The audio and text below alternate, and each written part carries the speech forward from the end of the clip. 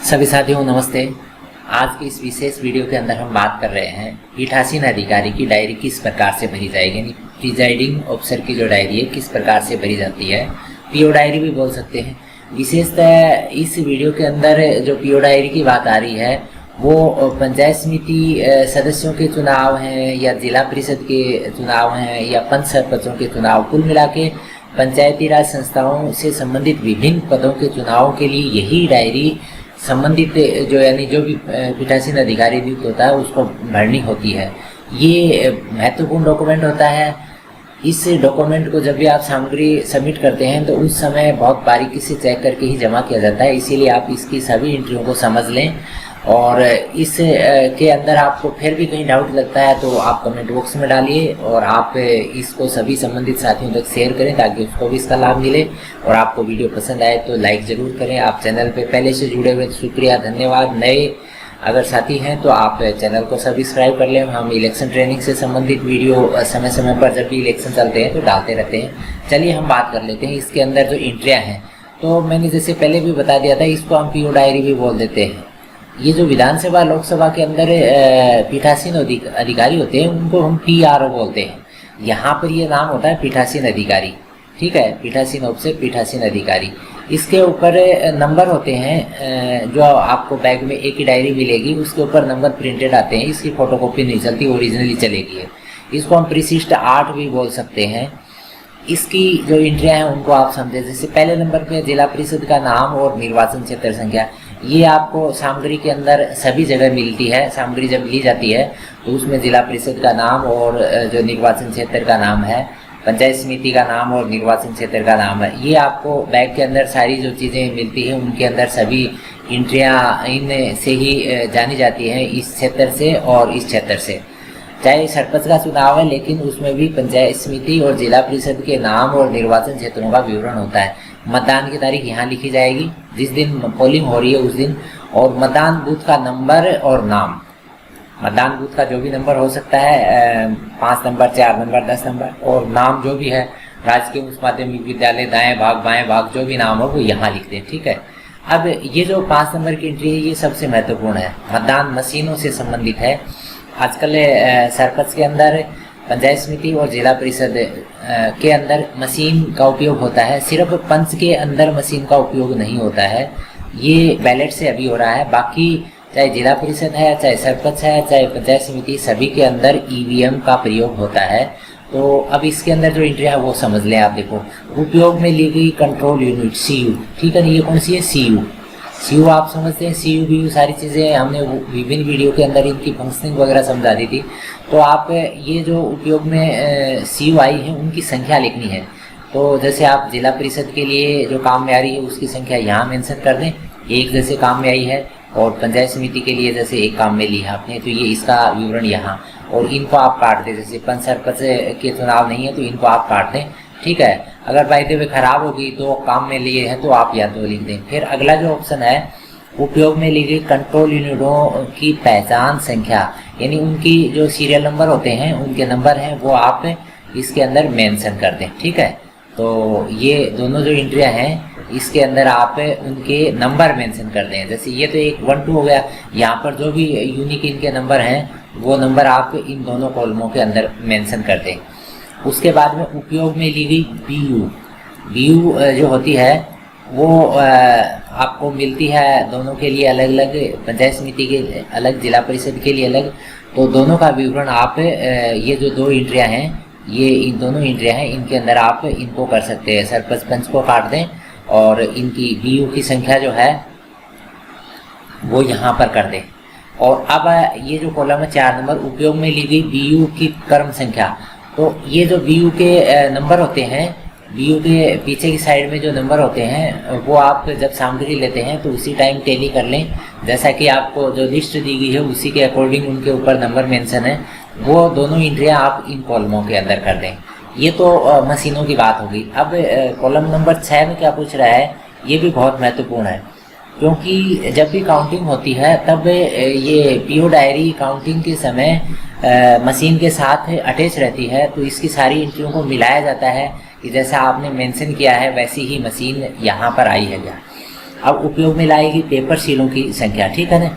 तो ये पंचायत समिति और जिला परिषद के लिए जो भी आपने काम में लिए हैं सरपंच पंच को आप काट सकते हैं, और ये जो नंबर है जो भी आपने काम में लिए हैं उपयोग में लिए हैं वो लिखनी है, ठीक है ना। और ये कौन सी सील है, ये मशीन के ऊपर जो लगाते हैं आप पिंक पेपर जो सील होती है वो है ये, ठीक है। इसके आप नंबर यहाँ पर मेंशन कर दें जो आपने उसके अंदर बांधी है मशीन के अंदर, ठीक है। 2 नंबर में पूछा उपयोग में लाएगी स्ट्रिप सील।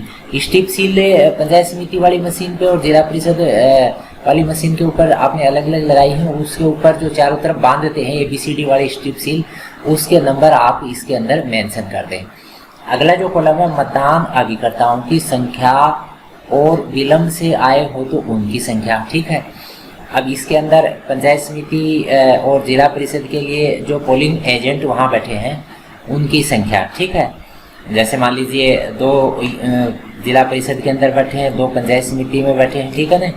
तो यहाँ लिख दें, और अगर विलम्ब से आए हैं तो आप यहाँ लिख दें विलम्ब से आने वाले 1, विलम्ब से आने वाला 0, ठीक है। 0 की लिखने की आवश्यकता नहीं, 1 है तो आप 1 लिख दो, जो भी है। बाकी समय पर आ ही जाते हैं, हम ये मान के चलते हैं। छोटी मोटी जो चीज़ें हैं वो पीठासीन अधिकारी अपने लेवल पे उनको हैंडल करता है।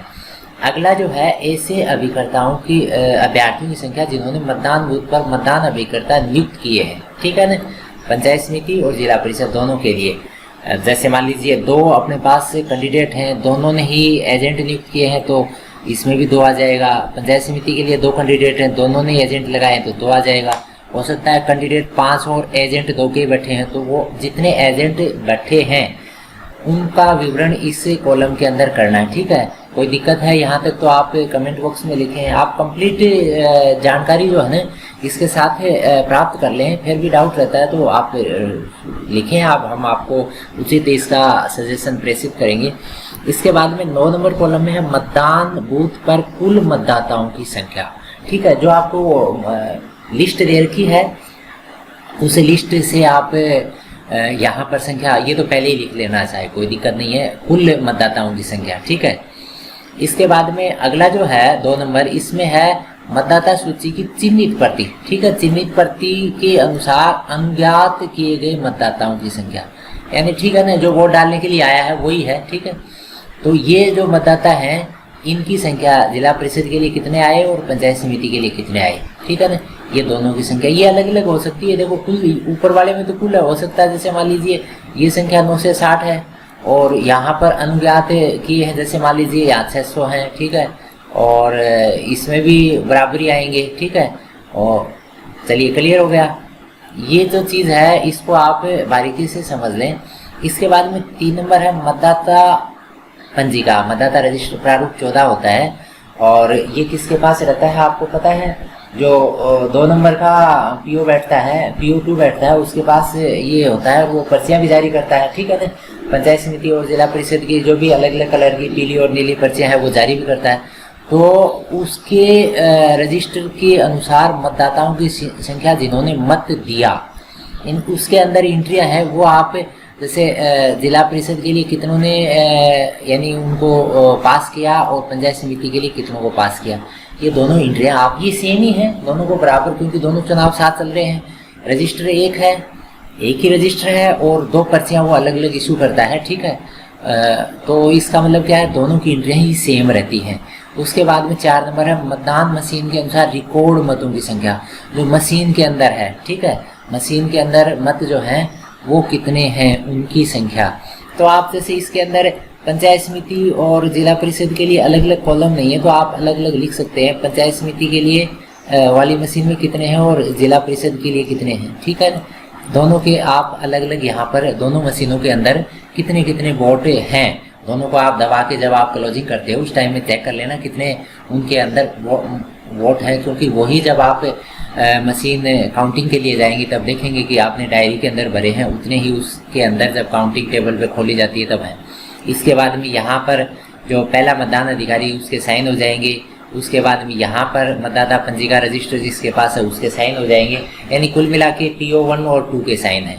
इसके बाद में 10 नंबर है कॉलम निर्वाचकों की संख्या जिन्होंने मतदान किया, ये महिला पुरुष का योग है। ये आपके 1 नंबर जो पीठासीन अधिकारी वो अलग अलग टिक करता रहता है, उसके अकॉर्डिंग ये संख्या जो आप इसके अंदर नोट कर सकते हैं। तो इसके बाद में अगली जो 11 नंबर के अंदर एंट्री है उसके अंदर आता है टेंडर मतों की संख्या। टेंडर मत को आप समझ चुके हैं, नहीं समझे तो हमने इनके ऊपर सारे वीडियो डाल दिए थे। टेंडर मोड कौन से होते हैं, चैलेंज कौन से होते हैं, सभी के वीडियो हमने डाल रखे हैं, उनके ऊपर देख लेना। तो ये टेंडर वोट तो पीठासीन अधिकारी डलवाता है और इन वोटों के लिए स्पेशल प्रक्रिया है। वो प्रक्रिया जो है हमने बता भी दी थी, फिर भी अगर डाउट है तो हम उस वीडियो का लिंक आपको इसी के नीचे डाल देंगे, उसमें देख लेना। जिला परिषद और पंचायत समिति के लिए जो भी टेंडर डले हैं उनकी संख्या डाल दो इसमें। 12 नंबर है निर्वाचकों की संख्या जिनसे उम्र के बारे में घोषणाएं हैं, ठीक है ना, और जिन्होंने ऐसी घोषणा से इनकार कर दिया, ठीक है। दोनों का विवरण आप यहाँ लिख सकते हो। बाकी अगर किसी ने नहीं किया ना यहाँ पर, तो इनमें भरना आप नील भरना, ठीक है ना।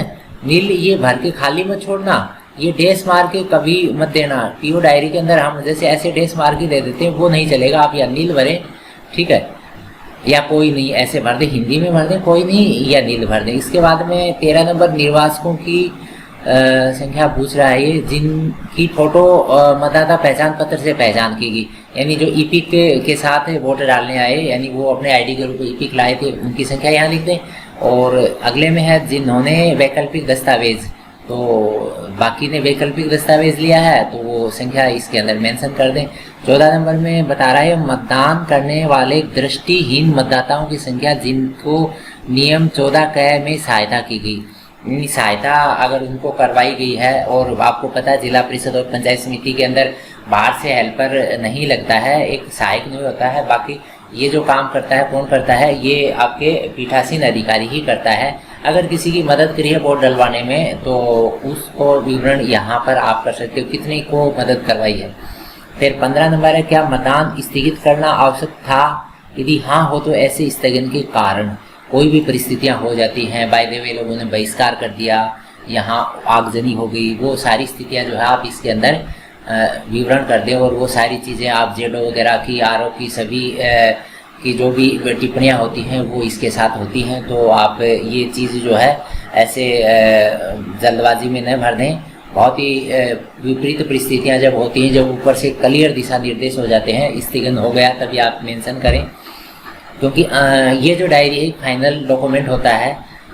इसके बाद में अगला है डाले गए मतों की संख्या। ये जो समय समय के ऊपर जो आप 2-2 घंटे के अकॉर्डिंग इन संख्याओं को आप नोट करके रखें, क्योंकि आपको ये संख्याएं जो है बार बार SMS के द्वारा या व्हाट्सएप पे या अन्य किसी भी सूत्रों के द्वारा या जेडो को, आरओ को समय समय पर देनी होती है। तो ये जब भी मतदान प्रारंभ होता है उसके बाद से 2-2 घंटे की सूचनाएं जो है ना, ये यहाँ पर आगे भी भेजते हो और वो यहाँ पर भी मेंशन आप इनको करेंगे, ठीक है। इसके बाद में अगला 17 नंबर कॉलम में मतदान समाप्त होने के निर्धारित समय पर दी गई पर्चियाँ, यानी जैसे मान लीजिए 5 बजे पोलिंग खत्म होने वाला है, उस टाइम में भीड़ ज़्यादा हो गई और आपने बहुत सारे लोगों को पर्ची जारी करी। मान ली मैंने लिख दिया यहाँ 5 लिख दिया, चलो मान लीजिए 5 को ही हमने पर्ची जारी कर दिया, वो निर्धारित समय पर पहुँचे हैं, यानी गेट के अंदर आ गए, वोट तो डलवाना पड़ेगा। उस स्थिति में आप उनको पर्चियाँ जारी करते हैं। पर्चियाँ किस प्रकार से जारी करते हैं उनका भी हमने सारी चीज़ विवरण दे दिया था, ईजी प्रक्रिया है। तो वो आप संख्या इसके अंदर मेंशन कर देंगे, यानी निर्धारित समय बाद में कितने मतदाताओं को आपने पर्चियाँ जारी की, क्योंकि मशीन के अंदर समय नोट होता है। तो इसीलिए आप अगर 5 बजे पोलिंग बंद नहीं कर पा रहे हैं, बाद तक पोलिंग चल रही है, तो यहाँ पर विवरण जरूरी हो जाता है। अगला कॉलम है ब्यौरे सहित निर्वाचन अपराध निम्नलिखित मामलों की संख्या। तो इसमें देखो मतदान बूथ से 100 मीटर की दूरी के भीतर मत स्याचना, ये सारी चीज़ें वैसे कोई लागू नहीं नील ऐसा ही, क्योंकि ऐसी स्थितियां जो हैं वो सभी बाहर जितनी भी टीमें होती हैं वो हैंडल करती हैं, और ऐसी स्थितियों में तो स्थगन की बात आती है। और मतदाताओं द्वारा रूप धारण करना किया जाना ये सब नहीं है। मतदान बूथ पर किसी सूची या सूचना या अन्य दस्तावेज को कपटपूर्वक बिगाड़ना, नष्ट करना, हटाना, मतदाताओं को रिश्वत देना, भयभीत करना, ये सारी चीज़ों के आगे आप क्या करें, नील भरें, या आप कोई नहीं हिंदी में भरें। तो ये सारी चीज़ें खाली नहीं छोड़े, आप डैश मार देते हैं ना, ऐसे ये डैश नहीं चलेगा। जब आप जमा करवाओगे तो बड़ी तकलीफ हो जाती है, तो आप इन सारी चीज़ों को पूरा भरें, हिंदी में भर दें या इंग्लिश में भर दें, क्योंकि पीओ डायरी के ऊपर नंबर लिखे रहते हैं। पीओ डायरी की फ़ोटोकॉपी कभी नहीं चल सकती, इसीलिए आप सावधानी से इसको भरें। और अगला है, यदि निम्नलिखित कारणों से मतदान में विघ्न अथवा बाधा उत्पन्न हुई तो उसका विस्तृत रूप से उल्लेख किया है। तो यहाँ पर अगर ऐसी कोई स्थिति आई है तो इनका विवरण लिखें, बाकी इनमें नहीं हुआ ठीक है ना नील, ऐसा करें और आप ये सारी चीज़ें कर सकते हैं। आगे है क्या, मतदान बूथ पर उपयोग में ली गई किसी मतदान मशीन द्वारा मतदान को निष्फल बनाया गया है, यानी पीठासीन अधिकारी की अभिरक्षा से असंवैधानिक रूप से छीना है किसी ने, यानी उसके अंदर कोई गड़बड़ी की है, ये सारा विवरण जो है आप यहाँ पर डाल सकते हैं। इसके बाद में अगला है, अभ्यर्थी द्वारा की गई गंभीर शिकायतें। अगर कोई अभ्यर्थी शिकायत कर रहा है कि बहुत गड़बड़ चल रही है, फर्जीवाड़ा हो रहा है, सारी चीज़ें एकदम गहनता से जांच के बाद में इनको भरें, बाकी इनके अंदर नहीं, ठीक है ना, या नील। इसके बाद में अगला है, विधि और व्यवस्था भंग करने संबंधी मामले अगर हुए हैं तो यहाँ, क्योंकि ये जो मामले दर्ज करते हैं पुलिस अधिकारी दर्ज करते हैं, बाहर छोटी मोटी झड़प हो जाती हैं, उन झड़पों का विवरण यानी व्यवस्था भंग करना, ये सारे वहाँ से जब क्लियर रिपोर्ट आ जाती है कि इतनी ज़्यादा अव्यवस्था होगी कि हमको स्थगित करना पड़ा है, या इसको हम घंटे आध घंटे के अंदर कोई भी बीच के अंदर व्यवधान की जो स्थितियाँ आती हैं, तो वो सारी चीज़ें बाहर से कंप्लीट रिपोर्ट पुलिस प्रशासन की या जेडो की सारी रिपोर्टों के बाद में ही मेंशन किया जाता है। उनकी रिपोर्ट में हो सकता है छोटी मोटी त्रुटियां हो, लेकिन हम उनको यहाँ मेंशन नहीं करते हैं। कारण क्यों? क्योंकि वो जो छोटी मोटी त्रुटियां हैं, उन त्रुटियों का मतदान के ऊपर यानी कंप्लीट व्यवस्था के ऊपर कोई व्यवधान नहीं होता है। बाहर कोई हल्की विपरीत परिस्थितियां हो जाती हैं तो उनको हम क्या करते हैं, मतदान की प्रक्रिया के अंदर बाधा के रूप में नहीं मानते, बाहर गांव में शांति मान सकते हैं। फिर अगला है, मतदान दल पोलिंग पार्टी द्वारा की त्रुटि और अनियमितता। By the way polling party भी कुछ गड़बड़ कर रही होगी, कोई शिकायत कर दे तो उसका विवरण। और अगला जो है, क्या आपने मतदान के पूर्व मतदान के बीच में किसी नई मतदान मशीन का उपयोग किया है तो उसके बारे उपयोग में लाने के पूर्व मतदान समाप्ति पर जैसी कि आवश्यक घोषणाएं की हैं। कई बार मशीन खराब हो गई तो हमने मशीन चेंज की, और जब ये बदलाव करते हैं ना तो घोषणाएं करवाते हैं।